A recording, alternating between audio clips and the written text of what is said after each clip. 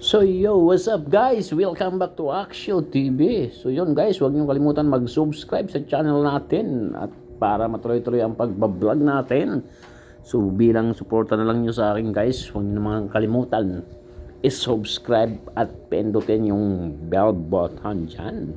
So yun, para maging updated kayo sa mga videos ko na i-upload kahit anong klaseng video yan dito sa YouTube channel ko.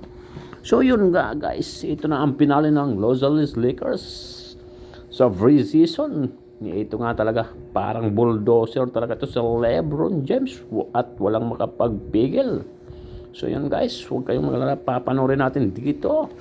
At magbigay kayong komento kung ano man mapanood nyo dito sa mga video na upload ko dito tulad nito. Ito talaga, ang lupit talaga nitong dalawang superstar na to, Kevin Durant versus LeBron James. Ito napakalupit nitong dalawa na to talaga. Pero talaga si LeBron James walang kupas talaga to. Grabe talaga guys. Makikita nyo yan dito kung anong reaction nyo kung paano binangga ni LeBron James at sinagasaan. Paharang-harang kasi sa daanan, o diba? Si Eric Gordon, yan guys, ang humarang sa kanya. Sinabi ng huwag humarang, pero talaga si LeBron James talaga walang kakupas-kupas, parang bumabata, hindi tumatanda, o diba? Grabe to. Anthony Davis also and his Austin Reeves.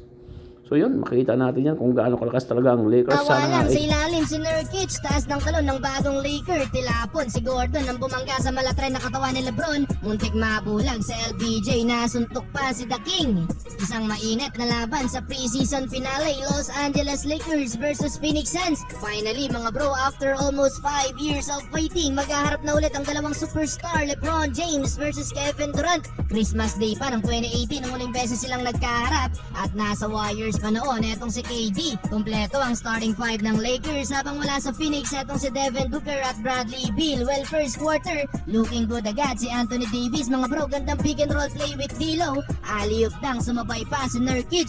After nyan, butatan niya naman ang tira dito ng sentro ng Suns na nauwi sa fast break points ni LeBron James. Nagtangkang humarang dyan si Gordon mga bro, pero parang truck lang ang katawan ni LBJ sa kanya. Talsik ang depensa ni Gordon. Napa-early timeout dyan ang Suns matapos ang 7-2 nating start ng Lakers. Another down para kay Anthony Davis. Mula ulit yan sa assist ni D'Lo. Alas step naman dito si Reeves sa layo ng bitaw sa 3 points. Bilis ng ikot ng bola para sa Lakers. Kaya naman libreng-libre dyan si Austin. Well, bukod sa ganda ng opensa, solid din ang defense ng LA. Walang easy basket sa ilalim. Pag nandyan si Anthony Davis, kawawa literal si Nurkic. 5 block shots sa first quarter sa 80. Tatlo doon ay kay Nurkic niya nakuha. Nabigyan din ng problema ni Prince sa depensa. Etong si Kevin Durant na pangit ang naging umpisa. 1 of 7 lang sa field. Si KD tumotal ng 5 points sa opening quarter. Kaso nga lang mga bro, dahil matagal na pa ako sa 14 points, ang Lakers nagkaroon tuloy dyan ng run ng Suns. 11-1 run last 2 minutes. Muntik ma James Harden si LBJ mga bro nang masundot ni Goodwin ang hindi lang isa kundi dalawang mata ni Lebron. Bahagyang inindayan ni The King, though nakapukol pa siya ng huling 3 points sa Lakers para ma-end ang field goal drought. Yun nga lang, abante na dyan ang Phoenix Suns 24-20. Start of second quarter mga bro, sagutan na ng opensa si Lebron at KD.